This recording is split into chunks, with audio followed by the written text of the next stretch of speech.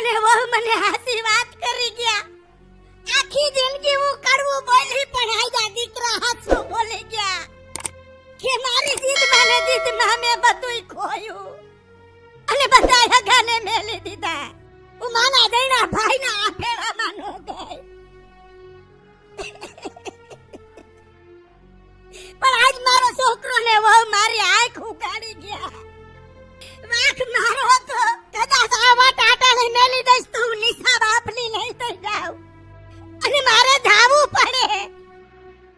મારા ભાઈના ઘર ઘરે મારી ભોજાઈ પાસે મારા ભત્રીજા પાસે મારા માવતરિયા પાસે ધાવવું પડે. આજ મારે મારો વટ ભાંગી નાખવો પડશે કારણ કે વટ કરતા હંમેશા વ્યવહાર મોટો હોય છે. હંમેશા વ્યવહાર મોટો